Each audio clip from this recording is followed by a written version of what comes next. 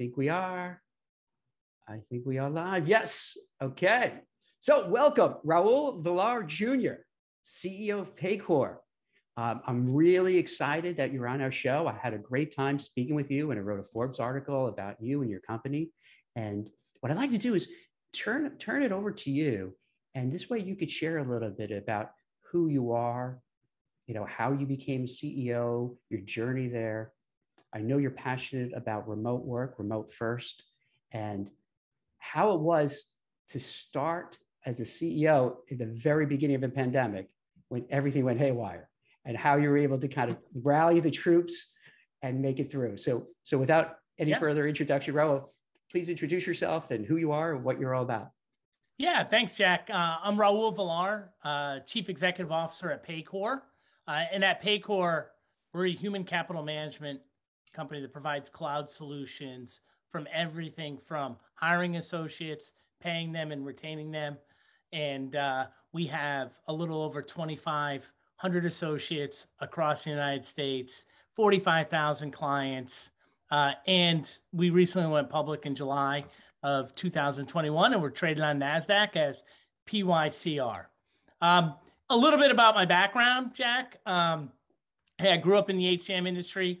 I started with ADP when I was 21 years old, right out of college. And I worked at ADP for 26 years, had a great experience, lots of sales, marketing, product roles. And in 2011, ADP acquired a medical software company called AdvanceMD. And I had the great opportunity to run that business for ADP.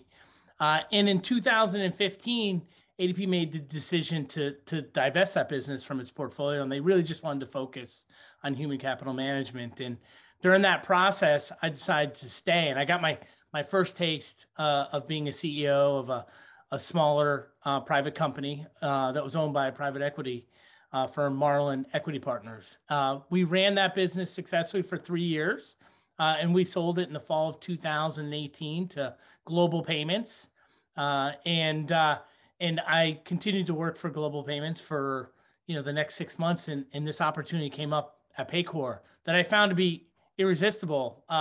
Paycor was a competitor of ours at ADP that I had admired. And it was an opportunity for me to kind of go back to my roots, a circle of life type of opportunity. And so we thought, it was a great opportunity for us to go help Paycor take the next step in its iteration. So I started with Paycor in July of 2019, was really excited, had an opportunity to learn the business, for the first, 90 days. And then, right. Yeah. And then unfortunately, the world changed, in March of 2020. And in real time, we were faced with the dilemma that all of us were faced with, uncertainty, not knowing what to do next, how our businesses were going to fare. And, I think we, as a leadership team, we took a step back and said, hey, what's the most important thing to do? And that was, for us, to ensure that we could protect, the health and safety of our employees while still maintaining, our service to our customers. And so, very quickly, we diverted to a virtual first work environment. We had all the associates come in and take all their personal belongings home, cleared out the facility, provided everyone at home with the tools that were required. I mean, all of a sudden now we had to provide monitors and headsets and all these type of things. We had to provide all of our employees so they could be successful working from home. And, as we went through that process, I would say at about the 90-day mark in July, when things started to feel like there was light at the end of the tunnel. We were slightly fooled at that point in time. People were thinking about coming back to work, and I think the biggest single driver for us was, hey, the company's doing really well in this remote environment, and by the way, many people were skeptical of the ability for people to operate remotely without on-site inspection and management. And but the biggest thing that was facing our workforce was, what was going on with people's children or their parents or sick relatives, and if people didn't have childcare or elder care, or were afraid to come into the office because they didn't want to get, someone sick, we felt like, we didn't want to divide our workforce. And we felt it was really important to let everyone know that, you know what, we can all work from home. We've been doing it successfully for 90 days. If you want to come into the office for a specific reason, we have a facility and you can use our facilities.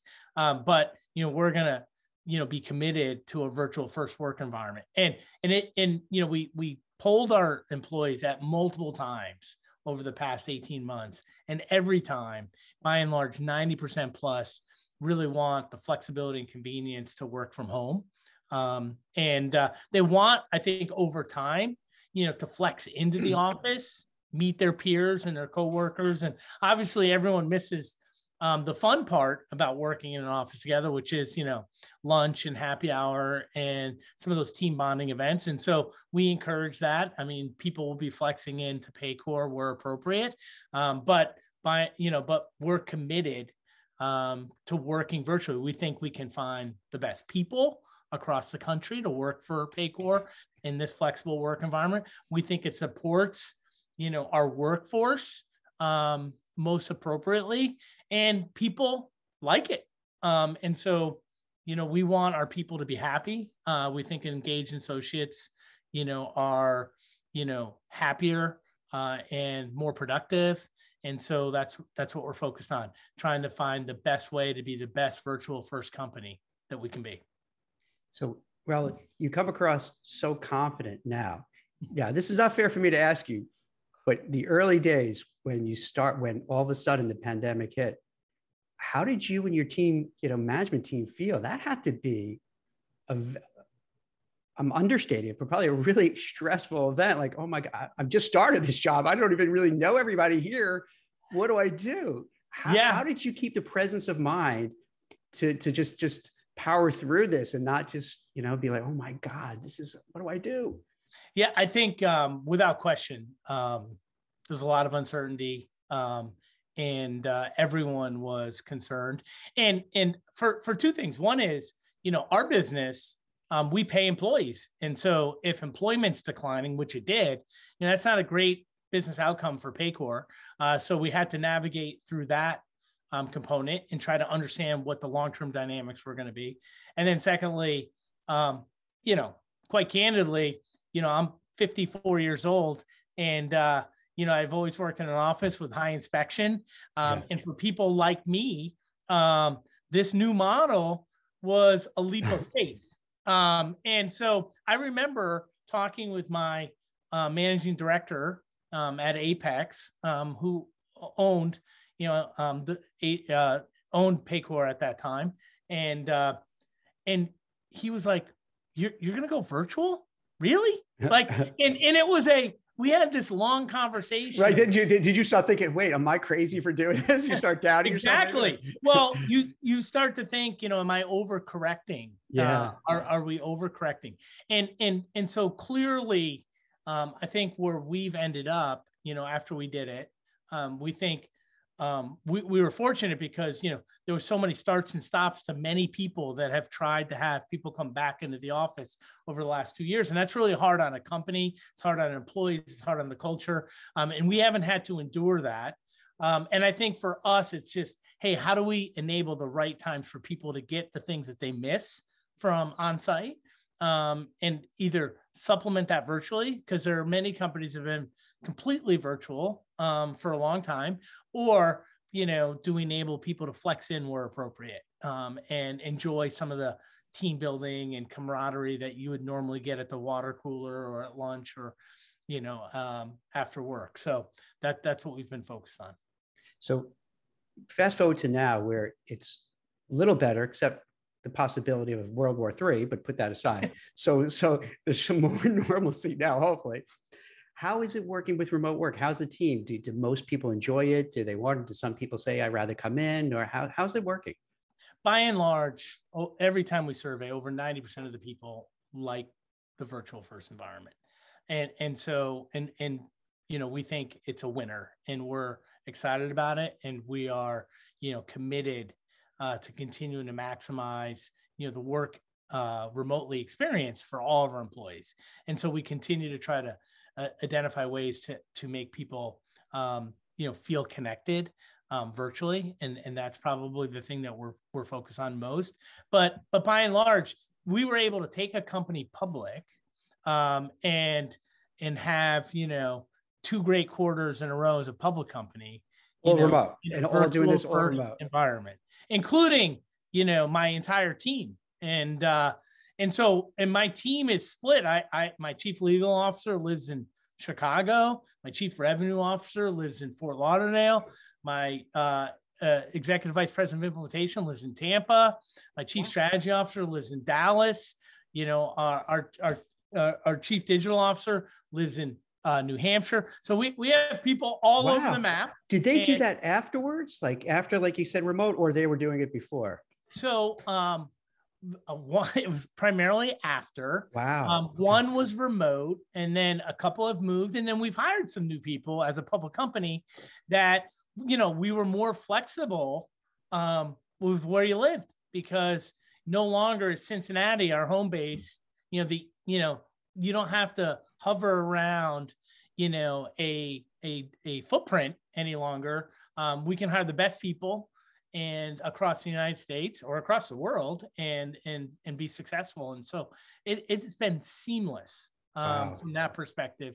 And actually, I would suggest I get to spend more time with more people on Zoom than I ever would and did when we were in a physical facility. Because in a physical facility, you go from meeting to meeting, and here, and your days kind of chunked out for you. Here, it's much easier for me to schedule time for a 10-minute connect or a 5-minute connect on Zoom with someone, or to Zoom bomb someone and try to see how they're doing and see if I can help. So I think it's created a lot of flexibility. And the other thing, Jack, that I think is really interesting is, at the pandemic, we had about 2,000 employees, and about 700 or 800 were in our headquarters. The other 1,200 never felt like they were as connected as they are today. Because we've all been in those meetings where we forgot to dial in the person that was outside, or we dialed the person in, but we didn't have the right kind of speaker. And so everything was muffled and they couldn't have a full meeting experience, or the audio or the video wasn't working right. And now with Zoom and modern tools that people are using, I think it's equal to playing field, and the other 1,200 people feel more connected to Paycor than ever before. So I think it's even the playing field. From you have to be in corporate, to make an impact and rub elbows with all the C-suite people. So I think it's changed the dynamic for a lot of people across the country. This is so important because right now we're at this point. Hopefully, we don't have another variant. We had so now it looks like it's subsiding. The mask mandates are kind of falling off, and people are now like Apple and Microsoft and everybody saying, "Hey, come back to the office." So this is like for the people who are watching this now, and then when we upload it again, put on other social media, they're all curious about like what to do, both workers and managers. So I've heard a lot of reports. In fact, there was a SHRM study, the Society of Human Resource Management, where they talked about remote work, and the managers responded. And I was shocked that they even released the study saying, basically, we forget about the remote workers and they're kind of annoying. And the workers were saying, hey, they're forgetting about us. What do you do? Because it's not easy. Like you said, this is writing from scratch, like figure it out. So like, what kind of things have you done to make sure to keep people invested, to keep them together, maybe to kind of have meetups? Any suggestions you could give to the managers watching now who will figure, okay, now it's maybe a hybrid, so it might not all be remote, but like, what are things that work and keep people engaged? Yeah, I mean, for us, and first of all, we're all virtual, so everyone's virtual, including the manager. So it's much easier to be inclusive from that perspective. We try to recommend that you take the environment that you tried to construct before, you can do virtually. And so whether it's weekly touch points, with each of your associates to review their goals and their progress against their goals, team meetings, trying to stay, maximizing communication. Those are the things we're focused on. It's how do you take the best practices that you would do face-to-face and put them in a virtual environment? Because essentially the virtual experience, to me, very similar. I have, everyone has to be on camera. So some companies don't require that. Mm-hmm. And to me, that is critical. That's the ante to play. Everyone has to be on camera because that replicates the face-to-face experience. Right. And so, we try to drive people to make sure that they're doing all those touch points with their teams. And that, we think it replicates the exact same experience that they would have face-to-face. And we think it's actually more inclusive in this environment than previously, where if someone was late or remote or, you would never realize, where they were or how they were. So, to us, it's more flexible and more inclusive to the entire population. Do you hear reports from your people saying that, hey, wow, this is great because now I'm spending more time with my family, with my friends, I have hobbies, I have more autonomy. So maybe I'm not, I don't know if they'll tell you this directly, but maybe I'm not starting at 9 o'clock, but then I'm working later at night because that's how I just feel more comfortable getting work done. And do you hear that kind of feedback where they feel like there's more of a balance in terms of life and work? I think we all have seen that transform our lives. And, the way I look at it, and my belief is, obviously there are certain jobs that are time dependent and job dependent. Like it's part of a process. Like either if you're on phone support and you have to be, in the phone queue a certain period of time, that's fine. If you have to be part of a product release, that's getting pushed into the cloud, right, that's fine. But by and large, the way I think about it is no one should miss a family event or a kid's basketball game or taking their parents to the doctor and all those type of things in this world. We all are connected 24/7 with our mobile phones, our laptops, our iPads. And so if you can accomplish something in a different time frame, we have to be flexible and meet the needs of our employees to enable them. So my employees, that work directly for me, some are really early in the morning. Like they get up and they're engaging me at 6 a.m.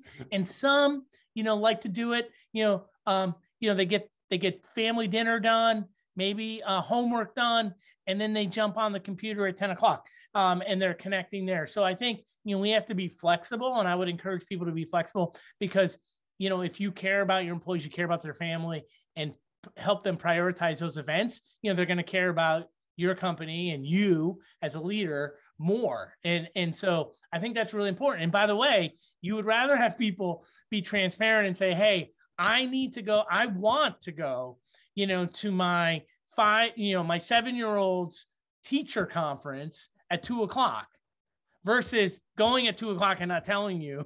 I mean, if you empower people right. to do the right thing, they're going to come back and do their work. I mean, that's everyone's expectations. I'm going to get my work done. And you have to take people at their face value that, they're going to accomplish what they're required to accomplish and want to accomplish. But at the end of the day, we have to enable people, especially in this digital world, to be flexible. As long as they accomplish what they're supposed to accomplish, we should support them and all the other initiatives, because the family life and the work life have completely blurred, right?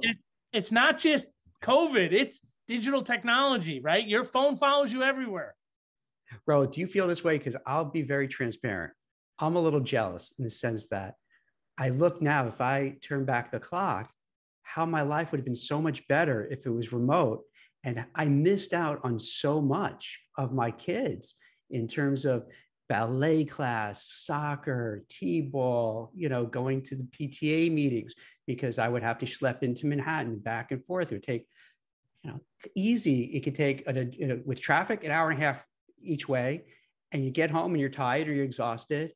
And it makes such a difference. And I think, oh my gosh, if they had, I don't know if you feel this way too, boy, if they had it back then, how great would that have been?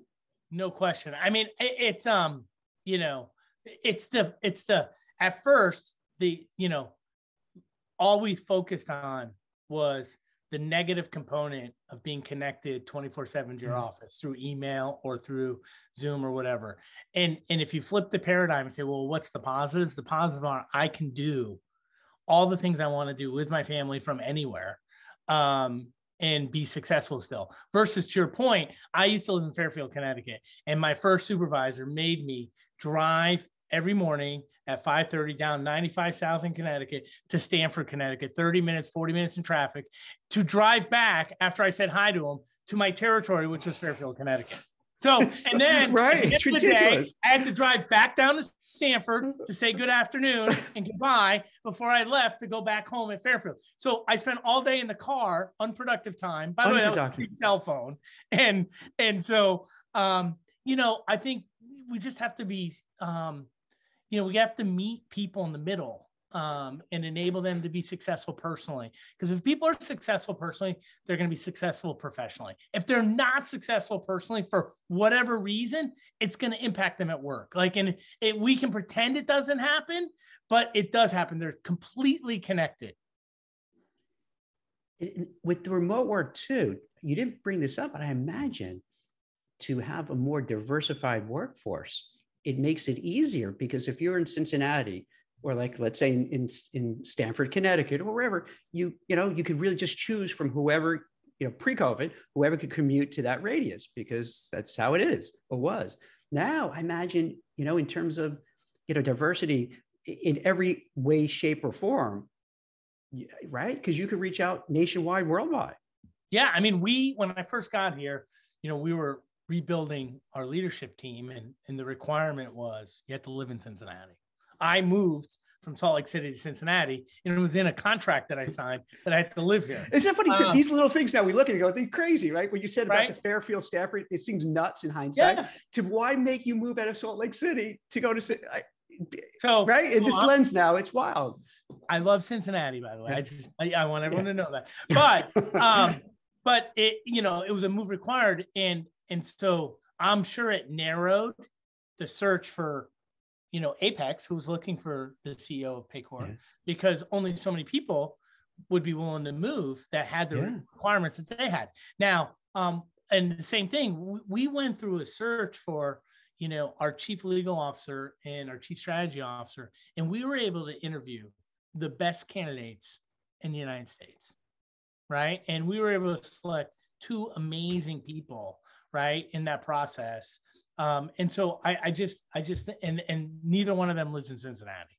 Right. And so I think that's the power. I think from a customer perspective, or a new sales opportunity, again, I can virtually join any meeting at any time, right, with a prospect or a client, and help them, so I think there's so much power, in being flexible with your workforce, but also with your end customers or potential end customers, and that ability. I mean, we're all available.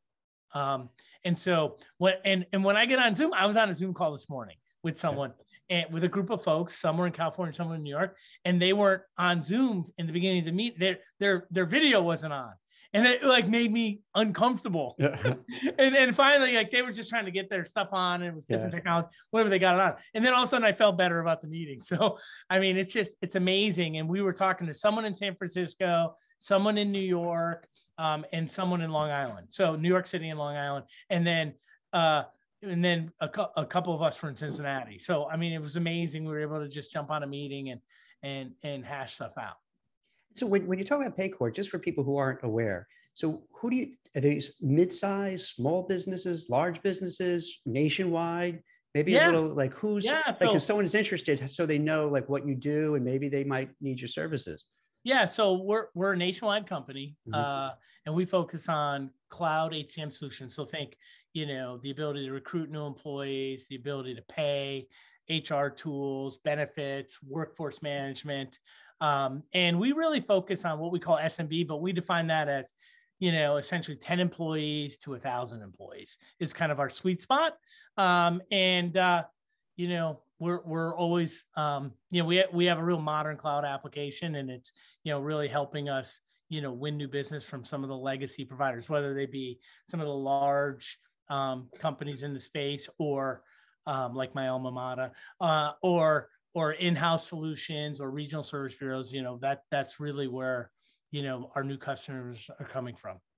And are there any, do you cover all sectors or do you specialize in certain ones, or how's that break down? So it's a horizontal platform where we can cover any sector. However, we do have an industry focus on 4 key, vectors: manufacturing, food and beverage, professional services, and healthcare.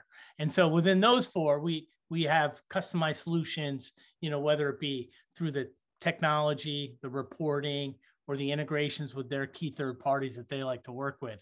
And so those 4, which is about half of the US economy, we have really specialized solutions.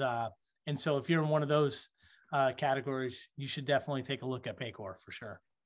And given what you do, you have like your fingers on the pulse of the economy. So I write for Forbes usually every month the jobs report. What's your take on it? Like, how do you, like, yeah, what are you seeing? Because you see all this data. So like you have like the real stuff at your disposal. And maybe you got to get how like you always have the ADP report. You got to get that Paycor. Come on, man. You got to make kind of brand that. Lexi, maybe that's something, you have to help it with it, or I'll help you with. Let's get that going where you can have the Paycor, to do that, those numbers. So yeah, what are you finding out? Like, what do you see? How is it as hot as they say it is? Is it some more hot? Like what's the real deal? The inside story? Yeah. I mean, I think, I think employment has been steady, a little sluggish, a little choppy. I mean, I think, if you look, we're still a little over 2 million jobs less in the overall U.S. labor market than a year ago. So we're still down. Right. There's a lot of vacancies. We all experience them in our personal lives, whether it's at an attraction or a restaurant or, somewhere there tends to be, or retail store, there tends to be less people working than before, and people are, slightly overworked and maybe burnt out. So we're optimistic now that, knock on wood, that, COVID appears to be in the rearview mirror, that we can start to see, full employment in the U.S. and in all those vectors. But that's what we're seeing. I mean, we saw a steep decline from the middle of March in 20 until June of 20, where, employment was down about 25%. It came back about 85% of the way in July, August of that summer. And then it's been on a steady climb, not at the rate that it was doing prior to COVID. And which is why, we're still, essentially in an economy that's underemployed by 2 million jobs. And so if we can get those jobs back and people active in the workforce again, that's going to be great for all of us, in our personal experiences. Now, inflation weighs in on SMB. And so, those costs, are either going to get passed on to us as consumers, or, they're going to be eaten by the business by hiring less people. And so, and then we're going to have that same kind of operating experience that we're having now, with long waits or, frustrating experiences. So this is really interesting again, because like you have such a really good viewpoint given, all the companies you're dealing with. So that, have you noticed when you're sending out, all the information to your customers that the salaries are going up? You notice like the increase in wages, or are you noticing, I didn't even think of this, that maybe they're not hiring because like, everything is going up and they got to cut costs. Yeah. I don't think we've felt the impact of inflation just quite yet on hiring. I think we're going to see that if it persists for an extended period of time. I think, there's the great resignation or the great, reevaluation. I think there was a burst of activity in July, August of this past year, where people realized, hey, I can work anywhere, and maybe I'm going to take a different job in a different place that I could never do before for more money. And that happened. I think it stabilized a little bit. I think the wage increases by and large are at the lower end of the market. right? And so in your food and beverage, retail, some of your frontline employees, obviously that's where the gap of employment is. And so employers are forced to raise the pricing or raise the minimum wage, so to speak, in order to attract those employees. So we're seeing that happen. It's interesting. It's kind of interesting because there's always, a dialogue about whether it should be mandated by the federal government raising the wages, or should it happen through supply and demand? Well, it's happening right now through supply and demand, right? And so, there's less supply of people willing to work at the lower end of the market. So the wages or the benefits are increasing, in those categories. And so I think that's where you're seeing, that's what we're seeing in the data that we look at. Do you think, because you mentioned about, we had, COVID, Delta, Omicron. If, let's say, hopefully, God willing, that's it, or if we have something that's not really that bad, do you think that'll bring back people who are on the fence, who are on the sidelines, who maybe had to do childcare, like in different cities, public schools were closed. You had a lot of women, large amounts pull out of the job market. Do you think just with having, not to worry about the pandemic anymore, that all of a sudden brings a lot of people back in and close that 2 million gap you were talking about?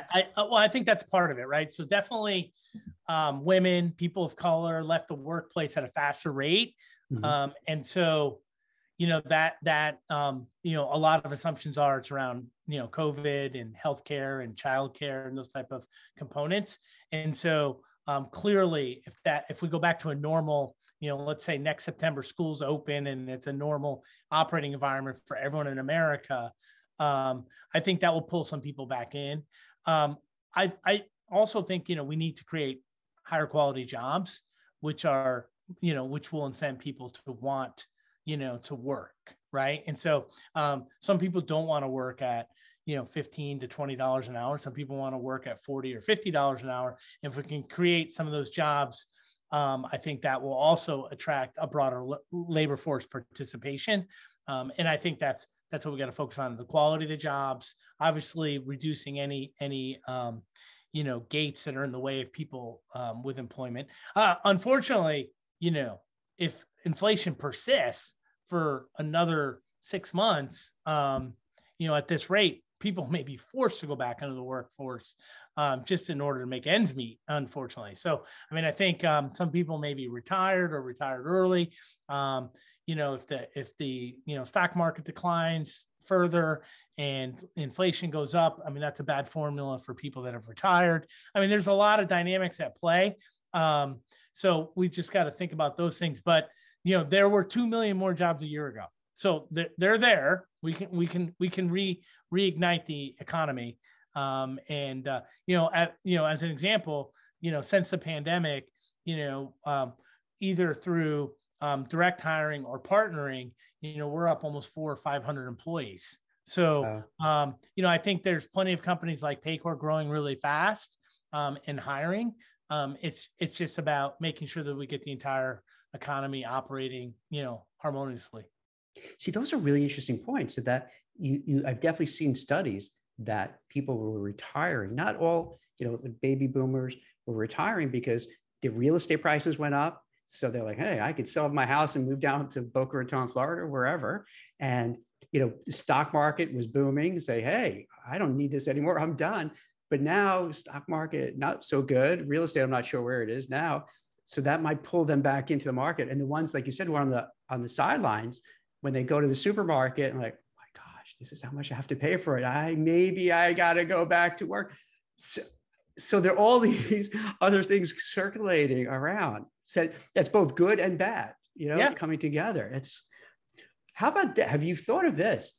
I've interviewed folks who there's a bunch of companies that because remote work has been so big globally.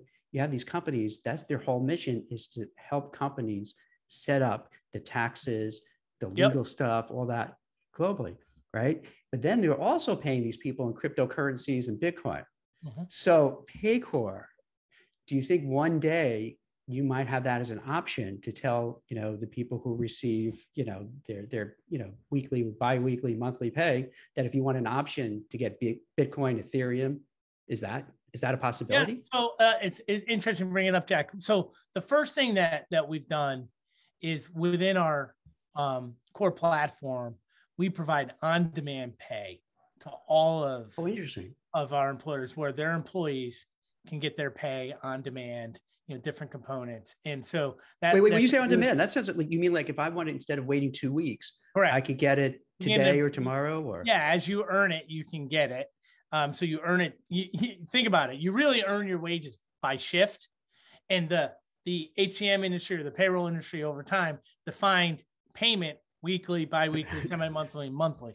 But you really earn it on a shift. And back before any of us were alive, like you would do a job, get paid, right? And so if you think about it, we've kind of come full circle, and many employees want to be able to access money because they want to pay off debt. They don't want to pay, they may have to pay off debt so they don't get, hit with an interest payment. And if they get paid that day, they can, afford it versus waiting 2 weeks, those type of things. So we're seeing that, and it gets tied with a pay card and their ability to use that. So that's step one.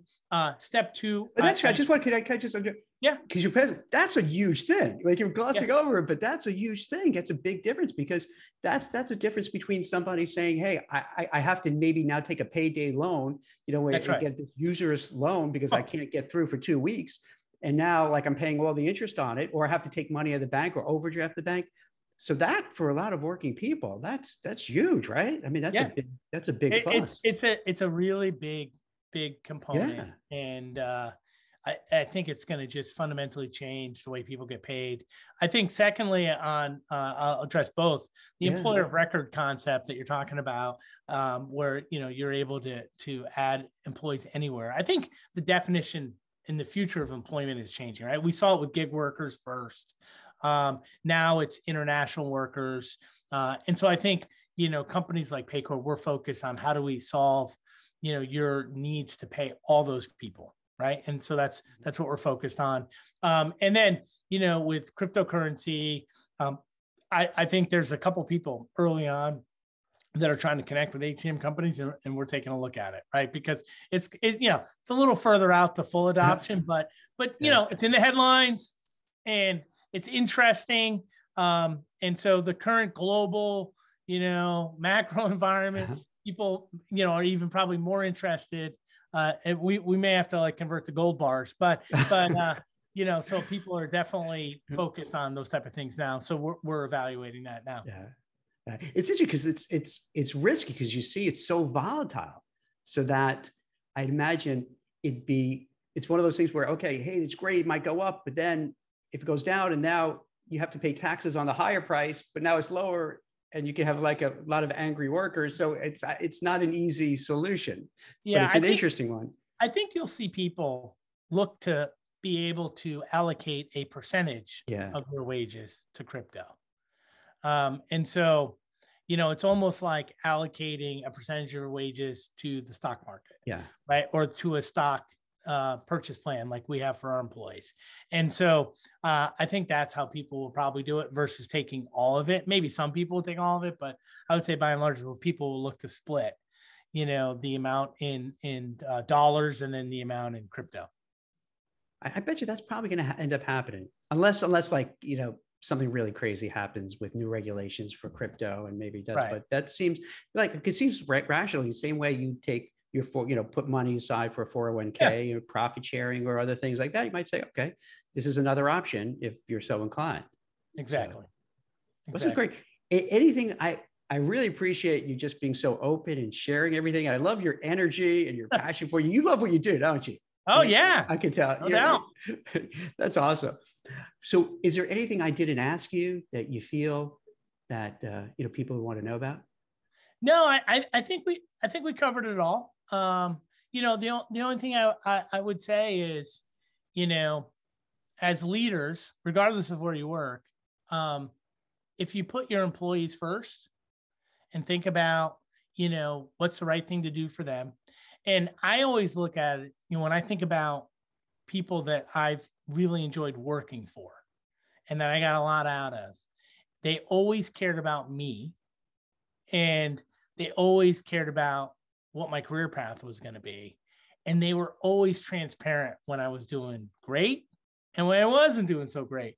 And there's been plenty of that as well. So I think, there's a combination of those things. And I as a leader now, just because we're virtual doesn't mean you can't connect on those key components with, all of your employees. And if you do, they're going to care about you more. They're going to care about your company more. They're going to be more productive. And you're just going to have a better working relationship. To build upon that last point, I think that's awesome. That's such great advice, and this is perfect for the audience here. This is what they want to know. How do you empower your managers to kind of be empathetic, to take it to the next level? Empathetic, because it's no secret right now, people are just anxious, stressed, nervous, and you know what? You'd say for some good reasons lately, you're watching cable news and you're seeing what's going on in Eastern Europe, and it's easy, and especially after 2 years of being scared about, the pandemic, losing loved ones, getting sick yourself, what have you. So how do you make sure that your managers can show empathy, and how they could look out to say, hey, how's Jack's mental health? How's he doing? Is he burnt out? To keep them, engaged. Yeah, I mean, I think we try to coach them on the two biggest signs, right, of burnout or extreme stress, are attitude, change in attitude, and effort. Like those are the only two things that all of us control, right? Yeah. Is our attitude and the effort, and then everything else may or may not be within your control. And so we try to focus on those two things. We're trying to find ways to carve out time for people. To just have like we did a no meeting Monday. I mean, it was probably the most popular thing that we've ever done. Right. And so, I mean, those type of things, how do you restrict, all the red tape? How do you enable people to focus on what they got to do and then spend enough time with their family? And then the other thing I think is really important, we've created a lot of employee resource groups, right? And the actual employees create them, and they could be focused on gender, diversity, all those type of things, sexual orientation. And we have one on mental health, right? They created a mental health employee resource group where people have, monthly meetings, they get together, they provide information, they share stories.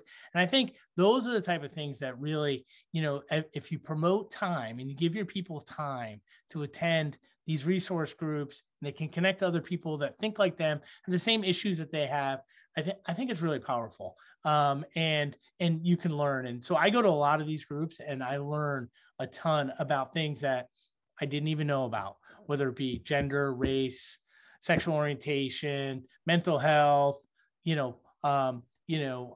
people, the military. I mean, we have so many resource groups, and it just gives people a platform. And I think that's really critical now because, you got to let them know that they have flexibility, and they got to raise their hand if they're burnt out or they need a break. And we've tried to do those things in order to maximize, because to your point, Jack, it's not easy. And not everyone has a great work from home environment. And so we just have to be open to helping people when they need help. Raul, I'm so glad you're on the show. This is great. This is because this is what people are looking for. They're especially right now, because what do I do? Do I come back full-time in the office, or maybe I should look for something different? What is different? How do other companies do things? And when they hear walking through how it works remote work, it gives them ideas. They may say, you know what, maybe I should look for a role that does that I could have that opportunity. And by having people like yourself share the advice and the guidance and what you went through, I think it's really illuminating to people. It gives them ideas and thoughts of what to do. And right now, this is the biggest thing. Like, what do I do with my career? Do I stay? Do I pivot? Do I reinvent myself? So I really appreciate you being so candid and sharing all your advice and your journey. This is great. I really appreciate you taking the time out, Raul. Yeah, thanks a lot, Jack. Had a great time. Look forward to speaking again soon. Excellent. Thank you. All right. Have a great day. Bye-bye.